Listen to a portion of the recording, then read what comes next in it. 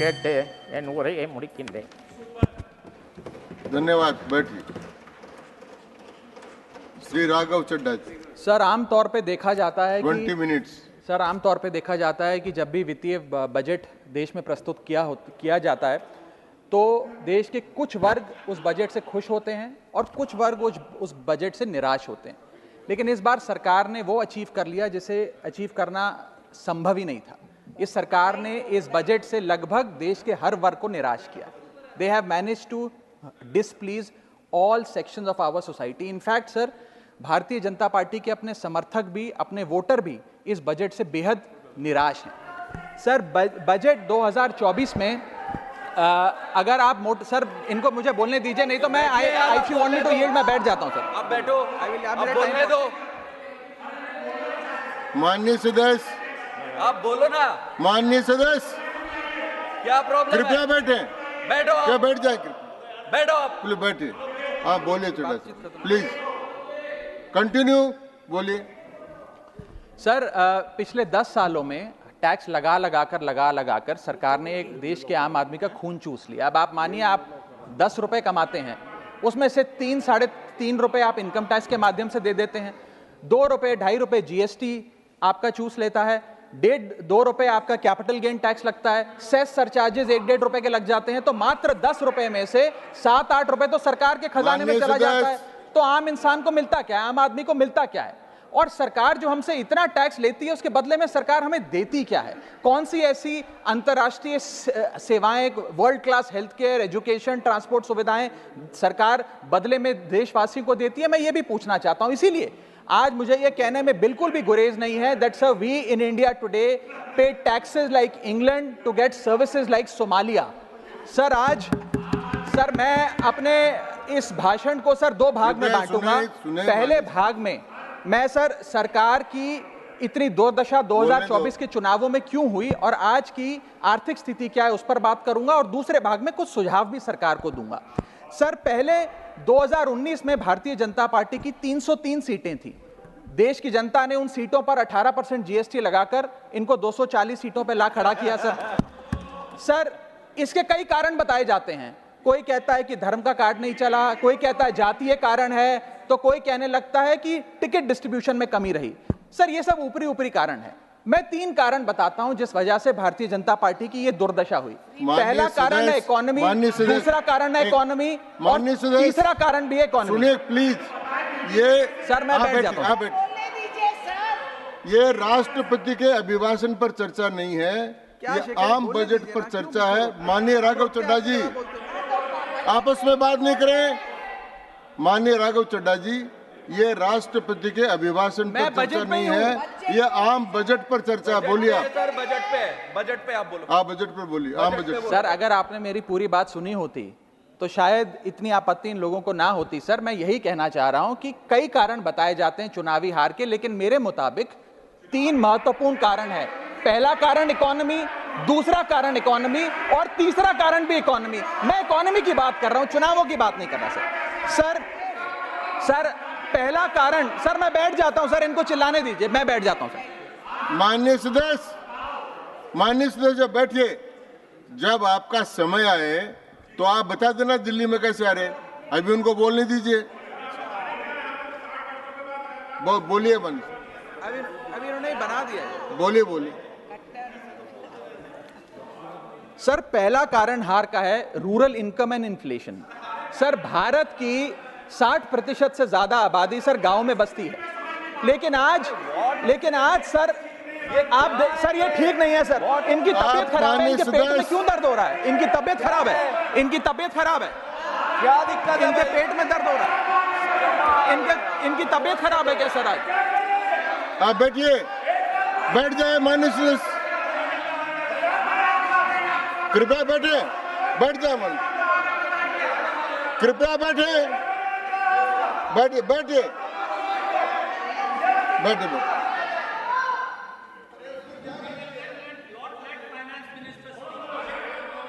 आप माननीय सदस्य डिस्टर्ब मत करें, इनको बोलने दें. आपको बोलने का अवसर मिलेगा, अभी इनको बोलने दें. हाँ सर मैंने 2.5 मिनट बोला, उसमें 5 बार इन्होंने इंटरप्ट किया है. मैं अपना समय सूद समेत इनसे वसूलूंगा सर। सर मैं आगे चलता हूं सर। इस देश में सर पहला मेरा कारण था, ब्याज की आदत ठीक नहीं है sir, rural income and inflation. Sir आज rising rural inflation, rural unemployment, low crop yield, income inequality, farmer debt, high input cost, low income, no MSP और क्रॉप लॉसेस के चलते यह आलम है सर कि रूरल इनकम ग्रोथ वित्तीय वर्ष 23-24 में डेकेडल लो पे है, डेकेडल लो पे।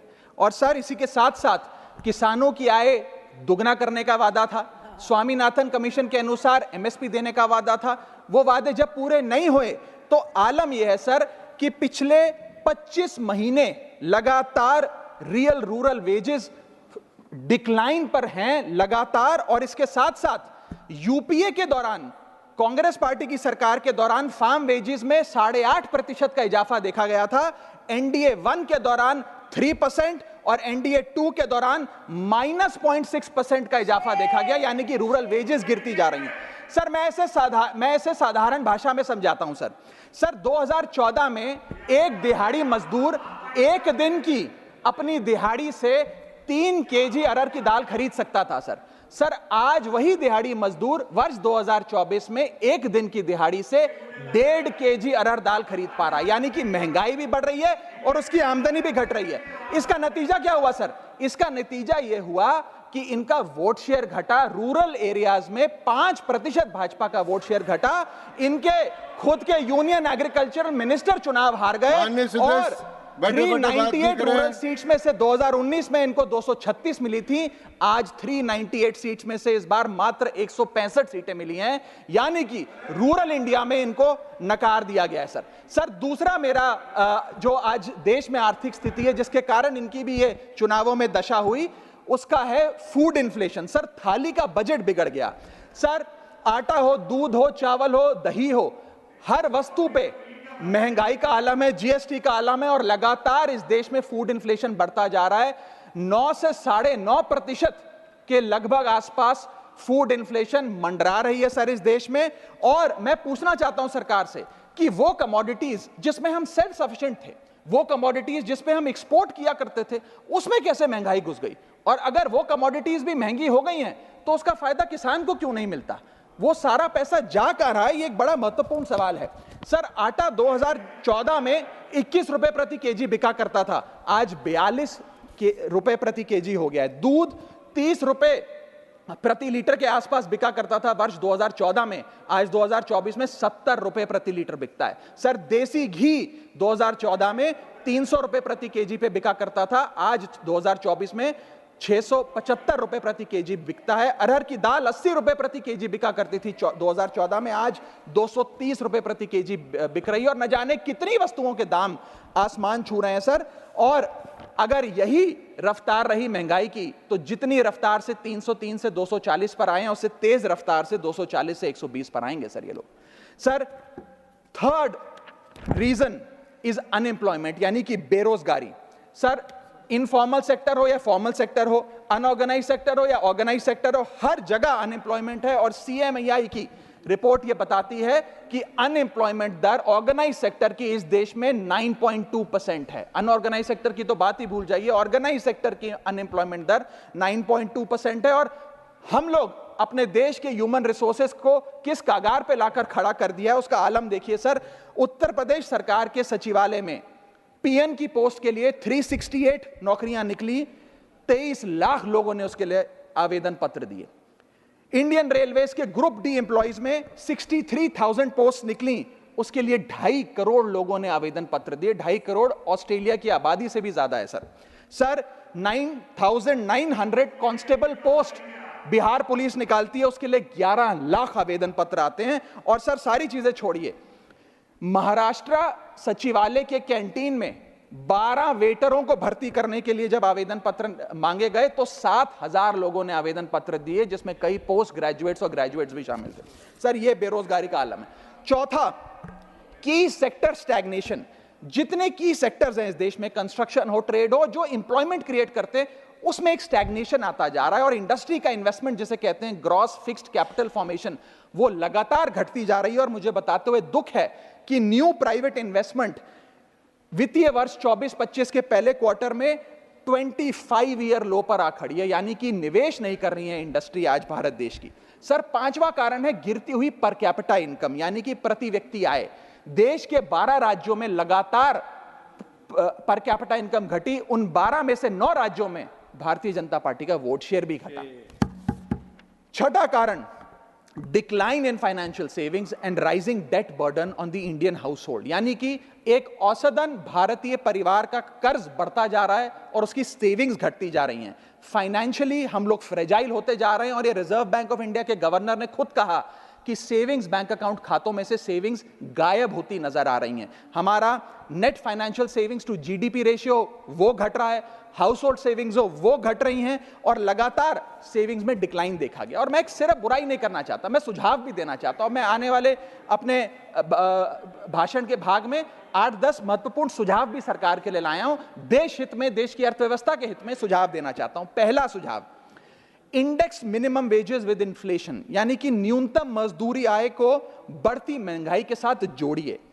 Ma'am, inflation erodes purchasing power. Inflation वो महंगाई वो दीमक है जो आपकी परचेजिंग पावर, आपकी संपत्ति को खा जाती है। इसीलिए आज मैं कहना चाहता हूं कि जैसे बेल्जियम जैसे देशों ने ऑटोमेटिक इंडेक्सेशन ऑफ वेजेस लागू किया है, उसी प्रकार हमारे देश में भी मिनिमम वेजेस की ऑटोमेटिक इंडेक्सेशन होनी चाहिए। और यहां मैं ये बताना चाहूंगा कि मेरे नेता अरविंद केजरीवाल जी ने, हमारी आम आदमी पार्टी की सरकार ने देश में सबसे ज्यादा मिनिमम वेजेस दिल्ली में देने का काम किया। दूसरा मेरा महत्वपूर्ण सुझाव, rework the agricultural pricing formula, यानी कि जब किसान खुले बाजार में अपनी फसल बेचने जाता है मैम, तो वहां पर एक मिनिमम रिजर्व प्राइस होना चाहिए, यानी कि उस प्राइस के नीचे किसान की कमाई नहीं होगी, किसान को उस रेखा के नीचे का दाम नहीं मिलेगा। इससे प्राइस वोलेटिलिटी से किसान बचेगा, इकोनॉमिक सिक्योरिटी किसान को मिलेगी और प्रोडक्शन में कंटिन्यूटी रहेगी। मेरा तीसरा सुझाव, legal guarantee to MSP in accordance with Swaminathan commission report. Swaminathan commission report की बात सुनते सुनते कि हम लागू करेंगे, मेरे भी बाल पक गए हैं, लेकिन आज तक लागू नहीं हुआ। मैं अनुरोध करूंगा सरकार से कि उस लीगल गारंटी को देश के किसान को सौंपे। चौथा और बहुत महत्वपूर्ण, हाथ जोड़कर विनती करना चाहूंगा, restore indexation on long term capital gain. Ma'am, पूरे दुनिया में इन्वेस्टर्स को इन्वेस्टमेंट्स करने के लिए प्रमोट करने के लिए इंसेंटिवाइज किया जाता है। इस देश में इंडेक्सेशन हटाकर हम इन्वेस्टर क्लास को डिसइंसेंटिवाइज कर रहे हैं इन्वेस्ट करने के लिए। इंडेक्सेशन हटाना टैक्स लगाना नहीं है, इन्वेस्टर्स को पीनलाइज करने जैसा है। मैडम, मैं बताना चाहता हूं, inflation ravages the value of money. पैसे को खा जाता है इन्फ्लेशन, इसीलिए हम कॉस्ट ऑफ एक्विजिशन को इंडेक्स कर कैपिटल गेन टैक्स की कैलकुलेशन करते हैं। और जो लोग खुश हैं आज कि कैपिटल गेन टैक्स को 20% से घटाकर 12.5 कर दिया है, उनके लिए मैं एक उदाहरण लाया हूं। इस उदाहरण के माध्यम से हम समझ जाएंगे कि कैसे इंडेक्सेशन हटाना इस देश के इन्वेस्टर को एक बहुत बड़ी उसकी जेब पे डाका डालने जैसा है।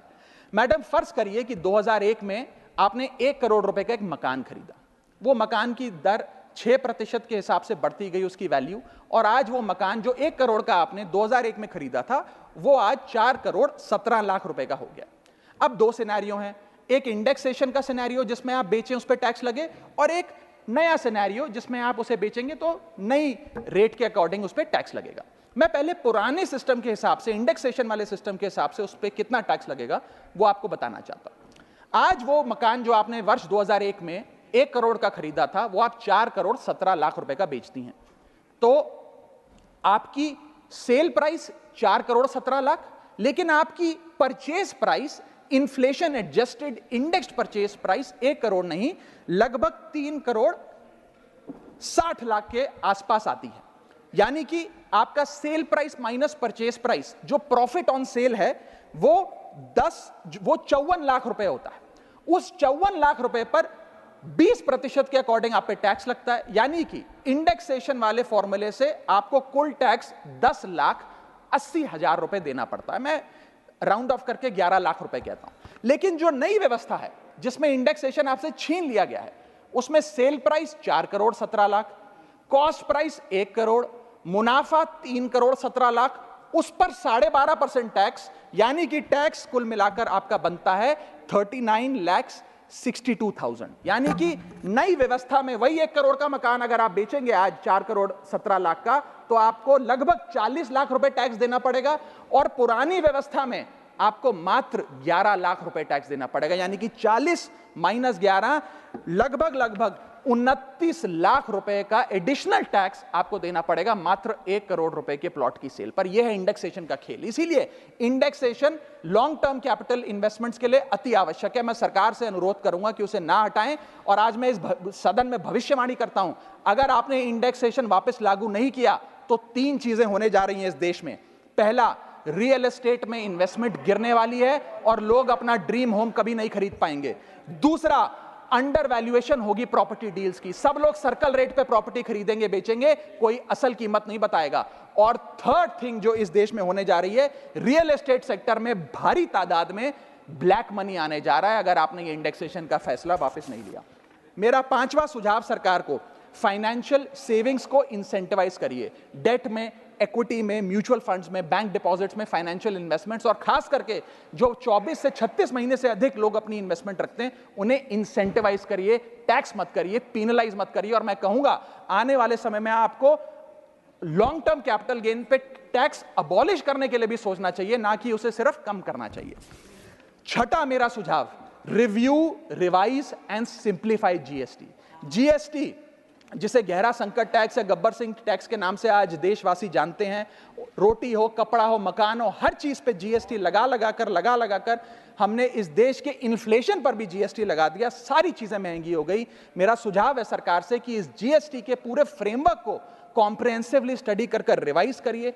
एक्सपोर्ट ओरिएंटेड सेक्टर्स में जीएसटी कम करिए ताकि हम ग्लोबली कंपेटिटिव बन सकें। एसएमई सेक्टर जो नौकरियां देता है, छोटे उद्योग हैं, उसमें जीएसटी कम करिए। और एसेंशियल कमोडिटीज, दूध, दही, चावल, रोटी, चावल, आटा, उस पर कम से कम जीएसटी विड्रॉ करिए। मेरा 7वां मेरा सुझाव, give more to states. India is a union of states. States की जेब में थोड़ा पैसा डालिए। कोलिशन पॉलिटिक्स के कंपल्शन हम समझते हैं कि आपको बिहार को, आंध्र प्रदेश को ज्यादा पैसा देना था, लेकिन उन राज्यों ने जिन्होंने आपको भरपूर वोट दिया, गुजरात ने, दिल्ली ने, मध्य प्रदेश ने, उड़ीसा ने, झारखंड ने, छत्तीसगढ़ ने, जिन लोगों ने अपने राज्यों की लगभग सारी सीटें आपकी झोली में डाल दी, उनसे क्या गलती हुई? उन राज्यों को आपने दिया एक एक झुंझुना और बाकी 2 राज्यों को पे सब कुछ लौटा दिया। तो ये डिस्क्रिमिनेटरी फेडरलिज्म नहीं होना चाहिए, कोऑपरेटिव फेडरलिज्म होना चाहिए। ये गुहार में लगाना चाहूंगा। और इस सरकार को एक बुरी आदत है सेस और सरचार्ज लगाकर पैसा वसूलने की। सेस और सरचार्ज वो टैक्स है सरकार का जिसे उन्हें राज्यों के साथ बांटना नहीं पड़ता, वो डिविजिबल पूल में नहीं जाता। इसीलिए सरकार सेस और सरचार्ज लगा लगाकर आम आदमी से पैसा वसूलती है। मैडम, अगर केंद्र सरकार 100 रुपए कमाती है तो उसमें से 18 रुपए सेस और सरचार्ज के जरिए कमाती है, यानी कि मात्र 82 रुपए, 100 में से 18 हटा दीजिए, 82 रुपए डिविजिबल पूल में जाता है जो राज्यों में बांटा जाता है। 18 रुपए सीधा सरकार की जेब में जाता है। मैं अनुरोध करूंगा कि सेस और सरचार्ज की या तो इस प्रथा को बंद करें या वो भी डिविजिबल पूल में डालकर स्टेट्स के साथ बांटे। मेरा 8वां सुझाव, जीएसटी कॉम्पनसेशन जो राज्यों के लिए बंद कर दिया गया है उसे कम से कम 5 साल और दीजिए। कई ऐसे राज्य हैं, तमिलनाडु है, महाराष्ट्र है, पंजाब है, गुजरात है, जिनकी अर्थव्यवस्था आज जीएसटी कॉम्पनसेशन के पैरों पे खड़ी हुई है, जो आज हमारे बजट का 10 से 15% हिस्सा इनकम का जीएसटी कॉम्पनसेशन से आता है। मैं अनुरोध करना चाहूंगा सरकार से कि कम से कम 5 साल और जीएसटी कॉम्पनसेशन देकर इन राज्य सरकारों की मदद की जाए। और अंत में बस मैं यही अपनी बात बोलकर खत्म करूंगा मैडम, कि इस बजट ने टैक्स बढ़ा बढ़ाकर इस देश के आम आदमी के खून चूसने का काम किया। मैं अनुरोध करूंगा कि डायरेक्ट टैक्स हो या इनडायरेक्ट टैक्स हो, इस पूरी व्यवस्था पे एक बार फिर से गौर फरमाया जाए। जो मैंने शुरुआत में कहा था उसे दोहराऊंगा, हम 10 रुपए अगर कमाते हैं तो उस पर 3-3.5 रुपए इनकम टैक्स लगता है, उस पर 2 से 2.5 रुपए जीएसटी खा जाता है, 1.5 रुपए का कैपिटल गेन टैक्स लगता है, आधे पैसे का सरचार्ज और सेस लगता है, यानी कि 10 रुपए में से 6 से 7 रुपए सरकार की जेब में चले जाते हैं। यानी कि अगर आप साल में 10 रुपए कमा रहे हैं तो 7 से 8 महीने की जो आपकी कमाई है वो सरकार ले जाती है, मात्र 3-4 महीने की कमाई आपकी जेब में आती है, और उस पर भी अन्य प्रकार के टैक्स लगते हैं। और उसके बदले में हमें कोई सुविधाएं नहीं मिलती है, ना ट्रांसपोर्ट, ना हेल्थ केयर, ना कोई इंफ्रास्ट्रक्चर, कोई ऐसे जैसे और बड़े बड़े विकसित देशों में, United states of America, United kingdom, European countries में जो हाई टैक्स रिजीम्स मानी जाती हैं, उनमें नागरिकों को सुविधा दी जाती है, लेकिन उसके बदले में दिल्ली में, हिंदुस्तान में, देश भर में कोई ऐसी सुविधा केंद्र सरकार नहीं देती है। इसीलिए यह कहा जाता है that we impose taxes like the Europeans do to get services like sub-Saharan countries। मैं अनुरोध करूंगा सरकार से कि इस टैक्स फ्रेमवर्क को डायरेक्ट हो या इनडायरेक्ट टैक्स हो, उसका भी एक कॉम्प्रिहेंसिव रिव्यू करें। बहुत बहुत शुक्रिया। धन्यवाद। माननीय